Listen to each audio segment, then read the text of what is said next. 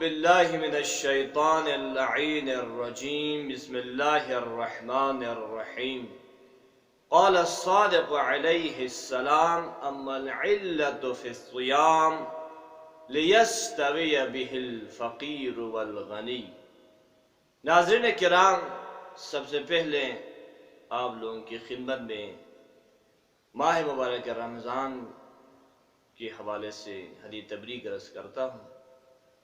اس کے بعد روزے کا فلسفہ بیان کرتے ہوئے امام جعفر صادق صلوات اللہ وسلامہ علیہ فرماتے ہیں اما العلت فی الصیام، روزہ کیوں واجب کیا گیا؟ تو آپ نے روزے کا فلسفہ بیان کرتے ہوئے ارشاد فرمایا لیستوی به الفقیر والغنی۔ روزہ اس لیے واجب کیا، روزہ اس لیے واجب ہوا کہ فقیر اور غنی کے درمیان مساوات قائم ہو جائے، کیونکہ عام طور پر معمولاً مالدار حضرات جو چاہتے ہیں، جو ارادہ کرتے ہیں، ان کے لیے فراہم ہو جاتا ہے۔ بالکل اس کے برعکس فقیر حضرات دو ٹائم کی روٹی کے لیے بھی ترستے رہتے ہیں۔ تو پروردگار عالم نے روزہ اس لیے واجب کیا تاکہ وہ مالدار حضرات بھی بھوک کا مزہ چکھ لے اور فقیر کا حق ادا کرے۔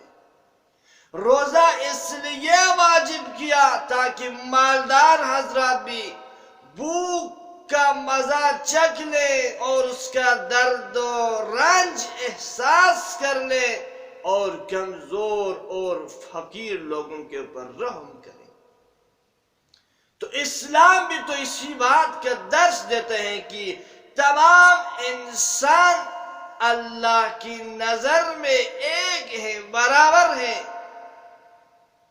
اب ان میں سے کسی کو کوئی شناخت بناتے ہوئے کسی دوسرے کے اوپر فوقیت دینا، برتری دینا، یہ تعلیمات اسلام کے خلاف ہے، چونکہ خود قرآن مجید ارشاد فرما رہا ہے یا ایھا الناس انا خلقناکم من ذکر و انثی وجعلناکم شعوبا وقبائل لتعارفوا ان اکرمکم عند اللہ اتقاکم۔ اے لوگوں، ہم نے تمہیں ایک ماں اور باپ سے پیدا کیا ہے اور مختلف قوموں اور قبائل میں تقسیم کیا تاکہ تم آپس میں ایک دوسرے کو پہچان سکو، اور تم میں سب سے زیادہ معزز وہی شخص ہے جس کے اندر زیادہ تقوی ہو۔